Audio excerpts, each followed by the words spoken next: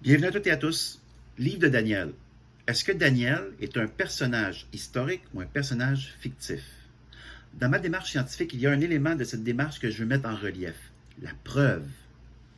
On ne peut prouver que ce qui existe vraiment.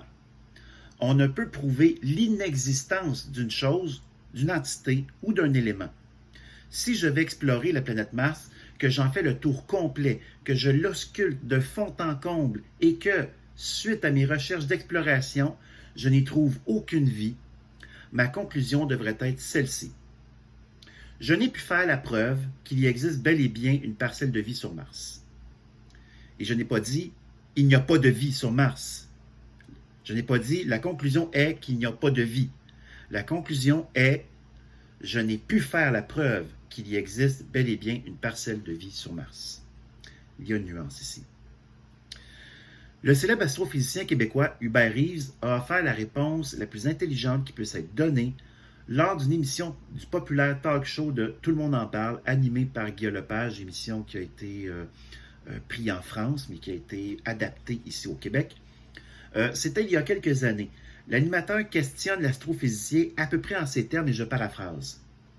Y a-t-il de la vie extraterrestre dans l'univers? La réponse d'Hubert Reeves fut courte mais brillante.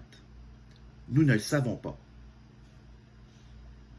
Ça a été sa réponse. Bien entendu, cette réponse n'a pas satisfait la curiosité ni de l'animateur ni du public. Les gens veulent et exigent des réponses à leur curiosité. Or, la réponse est pourtant la plus intelligente et la plus appropriée. Nous ne le savons pas. Il n'a pas répondu « je ne le sais pas », mais bien « nous ne le savons pas ». La communauté scientifique ne peut affirmer l'existence de vie en dehors de la vie sur Terre, du moins de tout ce qui n'a pas vu le jour sur Terre et qui soit totalement indépendant de la vie sur Terre. La communauté scientifique peut émettre des hypothèses, des opinions, des suppositions, mais jamais elle ne vous répondra sur cette question de manière affirmative, puisque, jusqu'à présent, il n'y a aucune preuve sur laquelle elle peut prétendre à une quelconque affirmation en ce sens. Alors, pourquoi Hubert Reeves n'a tout simplement pas répondu « il n'y a pas de vie extraterrestre ». Parce que dans une démarche scientifique dénuée de subjectivité, on ne peut prouver l'inexistence d'une chose ou d'une entité. C'est complètement illogique. Pour étayer et démontrer une preuve, il faut avoir quelque chose de concret à étudier, puis à démontrer. Or, l'inexistence d'une chose ou d'une entité ne peut être prouvée, puisque, par exemple, et pour reprendre l'exemple de mon exploration martienne, et que je vais sur Mars et que je n'y découvre aucune trace de vie, ni quoi que ce soit permettant la vie, il s'agit d'un constat relevant d'une perception anthropocentrique, donc centrée sur moi, et non d'un fait vérifiable par des preuves tangibles que l'on peut étudier. Donc, les preuves sont toujours extrinsèques à l'être humain. La perception, elle est toujours intrinsèque à l'être humain.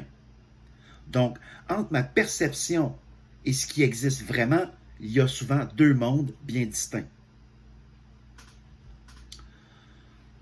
D'ailleurs, un des projets de la NASA, c'est de recueillir des morceaux de sol martien pour les ramener sur Terre afin de les étudier.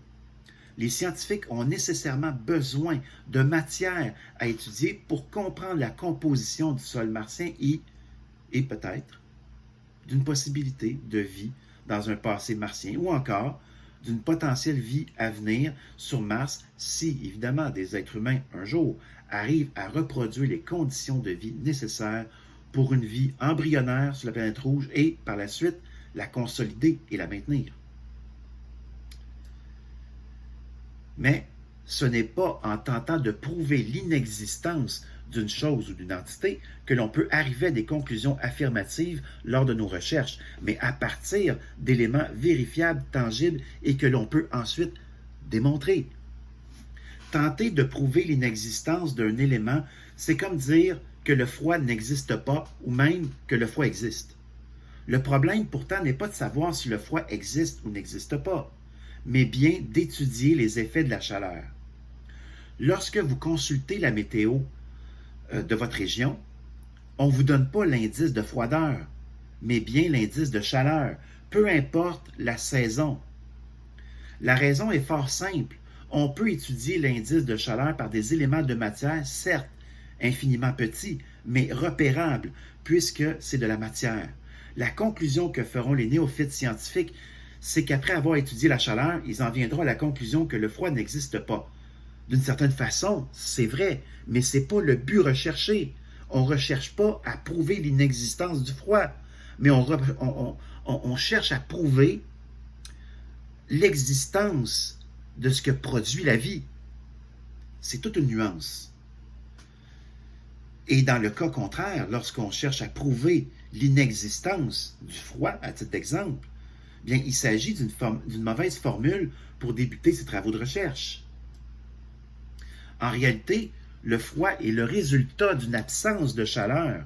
Et encore, plus l'indice de chaleur est faible, plus on constate l'absence de chaleur et non un quelconque indice de froid. Le fait de ressentir de la froideur, c'est une perception qui est centrée sur nous et non pas d'une réalité qui est extrinsèque à nous. En réalité, il y a un indice de chaleur, peu importe le froid que nous ressentons. Mais ce n'est pas le froid qui existe ou qui n'existe pas, c'est la chaleur, c'est l'indice de chaleur qui existe. On devrait savoir intrinsèquement que le froid n'existe pas, d'une certaine façon, mais ce n'est pas une conclusion d'une vraie démarche scientifique qui doit chercher à prouver ce qui existe et non ce qui n'existe pas. La même chose s'applique à la mort. Est-ce que la mort existe? Beaucoup vous répondront dans l'affirmative puisque, visiblement, la mort fait son œuvre au sein de l'humanité dont aucun être humain ne peut y échapper. Dans la culture populaire, on personnifie la mort et, paradoxalement, on lui donne une entité de 1 et de 2, par le fait même, une vie, ce qui est assez contradictoire. Si je vous dis que la mort est le résultat d'une absence de vie, alors vous en conclurez que la mort n'existe pas. Pourtant, il ne s'agit en aucun cas de prouver l'inexistence de la mort, mais de prouver ce qui permet la vie. Il devient effectif que la mort n'a pas d'existence en soi, parce que c'est contradictoire. Mais de chercher à prouver que la mort n'existe pas, c'est une démarche contraire à la démarche scientifique. Ainsi, plusieurs personnalités du monde scientifique, et je dis plusieurs, je devrais dire quelques-uns, il y en a peut-être plus que quelques-uns, mais je vais quand même y aller de façon modeste. Donc, dans le monde scientifique, il y en a quelques-uns qui tombent dans le piège de démontrer l'inexistence de Dieu, mais dans le cas qui nous préoccupe, c'est de démontrer que le personnage du prophète Daniel est fictif, tout comme une datation contemporaine du livre pour des destinataires tout aussi contemporains de l'auteur, ainsi que l'un des rois mentionnés dans le livre de Daniel, Darius le Mède.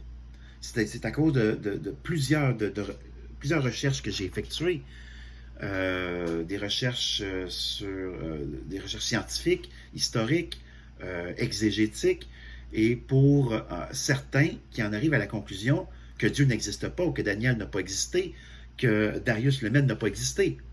Mais c'est absurde, c'est une mauvaise démarche scientifique. En fait, ce n'est même pas une démarche scientifique. Alors, la démarche de certains scientifiques, exégètes et historiens, c'est de faire la preuve de l'inexistence de Dieu, de Daniel et Darius. Et comment je le sais? L'intention, les motifs qui poussent les chercheurs à de telles conclusions d'inexistence des personnages démontrent que leur démarche est orientée et partisane et non objective. C'est pour ça qu'il faut toujours être prudent lorsqu'on parle de démarche scientifique. Il faut vérifier quelle est la démarche. Il ne s'agit pas ici d'être méfiant, mais plutôt prudent. Et là, j'apporte cette nuance-là parce que certains vont y voir du complot partout, alors que ce n'est pas une question de complot, c'est que la science, elle est neutre. Mais l'interprétation ne l'est jamais. L'interprétation, elle est toujours subjective. Et c'est là qu'il faut faire preuve de prudence, de jugement et de discernement. Je vous reviens pour la suite concernant Daniel, personnage historique ou fictif. Je voulais simplement mettre la table et je vais aussi amener les argumentaires là, de certains scientifiques et historiens qui amènent des conclusions d'inexistence. Alors, sur ce, je vous remercie. À bientôt.